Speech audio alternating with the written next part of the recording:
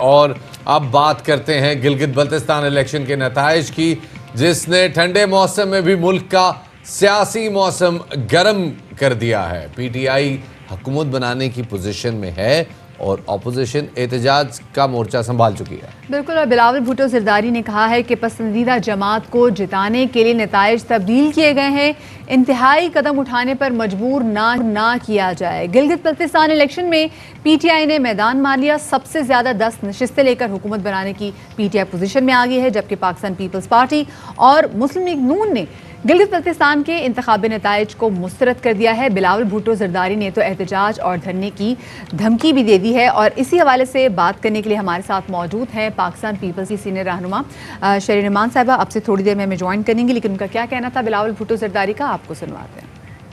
लोग हैं, जब हम प्रेशर में आते हैं हम भी जज्बाती होते हैं, हम भी जज्बाती फैसले लेते हैं। आप हमें मजबूर ना करें कि हम एक्सट्रीम पोजीशंस पे आ जाए। आप सारे दरवाजे हम पे ऐसे ना बंद करें कि हम मजबूर हो जाए कि हम वो रास्ता ले जिससे हम पीछे नहीं हटेंगे। कि गिलगित बल्तिस्तान के अवाम पे भरोसा करो, एतमाद करो, इनका फैसला मानो, वरना कॉन्सिक्वेंसेस होंगे जो ना आप और मैं संभाल सकूं।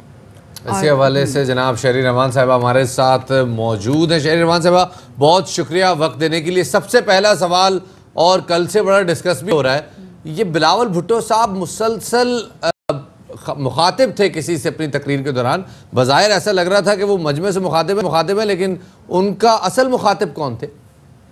जी, अस्सलाम वालेकुम, शुक्रिया।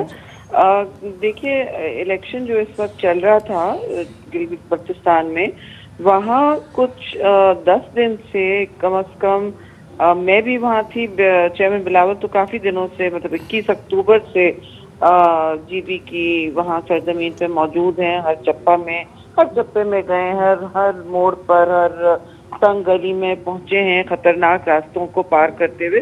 तो सारे इलाके का एक सेंस है कि वहाँ हो क्या रहा है और लोग क्या चाह रहे हैं। कोई हवाई बात नहीं हो रही है कि मतलब आ गए इस्लामाबाद से और फिर हमने कहा कि आपने हमें वोट नहीं दिया, ये दिए।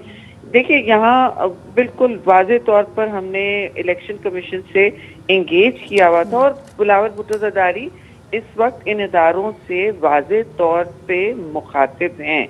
इलेक्शन कमीशन ने एक्शन लेना है और एक्शन लेना था, जो पहले इन्होंने नहीं लिया, और बार बार हम उनको बताते रहे। मतलब डेली इनके साथ राब्ता था, मेरा भी था, सबका, कि देखिए खवातीन के पोलिंग स्टेशंस नहीं सेटल हो रहे हैं, उनको कोई सिक्योरिटी नहीं दी जा रही है। हमारी आप बता रही हैं, मैं कतई कलामी की माजरत चाहूंगा, आप एक दफा फिर रिपीट कर दीजिए। बिलावल भुट्टो जरदारी साहब अपनी तकरीर के दौरान इलेक्शन कमीशन से मुखातिब थे। देखिए, इलेक्शन कमीशन तो पहला दरवाजा है जो खुलना है ना, जो वो बार बार कह रहे हैं कि आप अपना दरवाजा खोलें, रीपोलिंग ऑर्डर करें, किन इलाकों में रीपोलिंग ऑर्डर करें, और बैलेट बॉक्सेस, फॉर्म 45, ये तो हमेशा इलेक्शन कमीशन का काम होता है। वहाँ एक गिलगित बल्तिस्तान कोर्ट भी है जिन्होंने रूलिंग्स दी हैं, जहाँ तक अपना वफाकी वज़रा और office of public office holders के हवाले से, जो हमने सख्त कंटेस्ट की कि यहाँ एक नहीं हो सकता, एक जाविये से आप दोनों को नहीं देख सकते, क्योंकि गिलगित बल्तिस्तान में MNA और सेनेटर का कोई असर न वसूख होता है, और वो जिस तरह मिनिस्टर्स वसाइल लेके वहाँ बांट रहे थे और ऐलानात कर रहे थे, ये प्रीपोल रिगिंग के मुतरादिफ है। जी सही, ठीक है। आप लोगों ने धांधली का इल्जाम लगाया है, और बिलावल भुट्टो जरदारी साहब ने अभी खबरदार भी किया है कि हमें किसी इंतहाई कदम की जानिब मजबूर ना किया जाए। सो क्या ऑप्शन बचती है आपके पास? इंतहाई कदम से क्या मुराद है उनकी? देखिए, इस वक्त भी वो वहाँ मौजूद हैं। आज तो देखिए कितने दिन हो गए, और इस वक्त भी मौजूद हैं। 17 तारीख है और वहाँ लोग मुश्तइल हैं।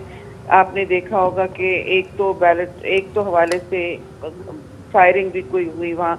हमने कोशिश की सब ये ख़त्म किया जाए, और FIR भी दर्ज हुई हैं जहाँ जहाँ इस तरह के इंसिडेंट्स हुए हैं। लोग मुश्तइल हैं क्योंकि उनको पता है, वो ज़मीन पे हैं, वहाँ किस तरह इलेक्शन चोरी किया। मैं आपको एक एग्जांपल देती हूँ। एक जमील अहमद है, 1000 वोटों से जीते थे। अब फिर जो कहते हैं ना पक्के बिल्कुल वहाँ के वोट होते हैं, और फिर सडनली हमें बताया गया कि 2 वोटों से PTI उनको 100 ले गई है। ये रातों रात किस तरह इलेक्शन रिजल्ट चेंज हुआ, कहाँ काउंटिंग हुई, कौन से फॉर्म 45 थे, उन पे किसके सिग्नेचर है, ये खोल के दिखाने होंगे जी। इस तरह नहीं होता, इस तरह रातों रात तो रिजल्ट शहरी साहिबा नहीं ये बड़ा वैलिड आर्गुमेंट है और इसके ऊपर वाकई इलेक्शन कमीशन को कुछ ना जी, कुछ जी। करना चाहिए। पार्टी की अपनी असेसमेंट क्या थी कि कितनी सीटें वो सिक्योर करेंगी? जी, हमें 10 से 12 का बिल्कुल असेसमेंट था। मैं भी वहाँ 10 दिन से मौजूद थी, नजर आ रहा था। मैंने अब हम कोई बगैर तजुर्बेकार लोग नहीं है, जमीन पे देखा हुआ था, इसलिए भी जी। और अभी भी आपको लगता है कि अगर इंडिपेंडेंट जो हैं वो पीपल्स पार्टी के साथ मिले तो एक बेहतर ऑपोजिशन बन सकते? देखिए, इंडिपेंडेंस की तो एक रिवायती तरीका होता है, वो जाते हैं जहाँ वसाइल और उनका एक मंबा होता है इक़्तिदार का। इस हल्के में भी, और आपने देखा हर जगह ऐसा ही होता रहा है पाकिस्तान में, इंडिपेंडेंस को अलग अलग रखा भी जाता है, तोड़ के भी, कि जी एक इस तरह का ब्रिज बन जाए या एक अक्सरियत, एक ब्लॉक बन जाए जिनको आगे पीछे मनूवर किया जा सके। ये 1985 से चल रहा है जी, जब पार्टी लेस इलेक्शन हुए। आप तो बच्चे होंगे लेकिन मेरे सामने हुआ है ये।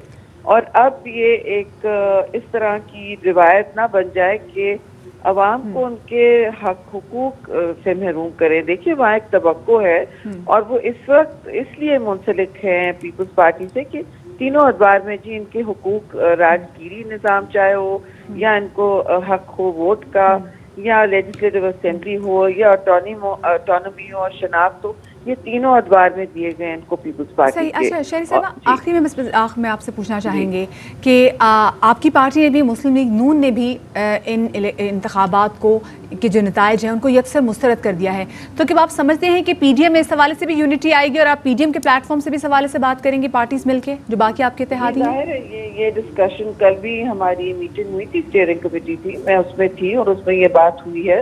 फिर इंफॉर्मेशन सेक्रेटरी जो है मियां इफ्तिखार, उन्होंने भी यही कहा है।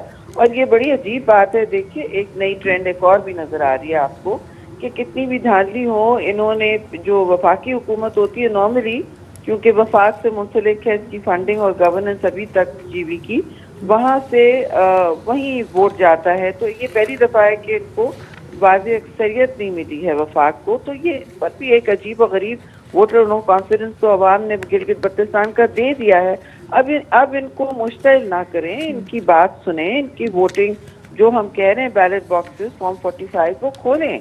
और जहाँ जहाँ खासतौर से खवातीन का, तो मैं पहले दिन से कह रही हूँ, वहाँ बहुत तंगी थी। और 10% जो हमारा रूल है, ये जो मैंने ही बिल डलवाया था कि 10% जहाँ पोलिंग ना हो खवातीन की, वो फिर खोला जाए। वो इस तरह के वोटिंग, और बहुत तैयार खड़ी थी खवातीन वोट करने, लेकिन उनको करने भी नहीं दिया। और मतलब हमारी जो कैंडिडेट थी सादिया दानिश, उनको तो कह दिया कि आप अपने पेपर्स भी यहाँ रजिस्टर करें, हम आपको तहफ़्फ़ुज़ नहीं। ये बड़े संजीदा नौयत के इल्ज़ामात है और हम उम्मीद करते हैं कि इस हवाले से इलेक्शन कमीशन कार्रवाई भी करेगा और आप भी इस हवाले से बात करते रहेंगे। बहुत बहुत शुक्रिया जी। शहरी रहमान साहब मौजूद थी। इसी हवाले से मलिक अहमद खान साहब को भी उनका भी मौक़िफ़ जान लेते हैं। मुस्लिम लीग नून से उनका ताल्लुक़ है, रहनुमा है, मरकज़ी रहनुमा है, उन्हें शामिल गुफ्तगू कर लेते हैं। मलिक साहब, नून लीग ने भी गिलगित बल्तिस्तान इलेक्शन के नताइज मुस्तरद कर दिए हैं, ये मुस्तरद हो चुके हैं, इसी पे बात हो गई है या अभी कोई और ऑप्शन भी ज़ेर गौर है? नहीं, देखें, ये जो नताइज हैं इसमें दो बुनियादी बातें हैं कि एक तो वो रिगिंग जिस पे अभी हम इसे कह रहे हैं कि प्री पोल रिगिंग का एक पूरी एक सीरीज़ है जिसमें लोगों की लॉयल्टीज़ विन ओवर करना, देखना कि किस पार्टी के पास को मजबूत कैंडिडेट है और फिर हुकूमती वसाइल इस्तेमाल करके उनकी लॉयल्टीज़ को विन ओवर करना, ये भी एक रिगिंग का हिस्सा है। अब फिर इसी तरह वहाँ पे जो पब्लिक प्लेजेस की जानी कॉन्स्टिट्यूंसीज़ में जाके फेडरल गवर्नमेंट की तरफ से, जो जिनके पास एक बहुत बड़ा इख्तियार है, वहाँ की जो रिफॉर्म्स हैं उसके तहत जो GB रिफॉर्म्स 2018 वाली, उसमें फेडरल गवर्नमेंट के पास बहुत बड़ा कंट्रोल होता है और वहाँ पे एक बड़ी पब्लिक प्लेज करनी और बहुत बड़े वसाइल की तकसीम का वादा करना और फिर ये उनके साथ एक डेवलपमेंट की नैरेटिव पे, नौकरियों पे उनको वोटर्स को ल्योर करना, ये भी एक रिगिंग की फॉर्म है। तो एक तो प्री इलेक्शन रिगिंग है। फिर पोस्ट इलेक्शन रिगिंग में आपके कुछ तो वो मैटर्स हैं जो डिस्प्यूट होते हैं इलेक्शंस के, किसी एक वोट पे डिस्प्यूट हो गया, किसी एक प्रोसेस पे डिस्प्यूट हो गया, तो वो तो कुछ इलेक्शन ट्रिब्यूनल के मामला हैं। लेकिन जहाँ पर कुछ ऐसे एलिगेशन सामने आ जाएं कि किसी कॉन्स्टिट्यूंसी में इतनी ब्लेटेंट रिजल्ट्स को रोक के नताइज को तब्दील कर दिया गया है, तो वो एक इलेक्टोरल फ्रॉड के ज़िम्मे में आता है। तो इस पर तो जो हुकूमत के ऊपर एलिज होता है कि उन्होंने अपने रिटर्निंग ऑफिसर्स को या किसी को इस तरह से मिसयूज़ किया है, उनकी अथॉरिटी को और पूरे नताइज को तब्दील किया। बहुत बहुत शुक्रिया। अहमद खान साहब हमारे साथ मौजूद थे और बता रहे थे आइंदा आने वाले लाएअमल के हवाले से।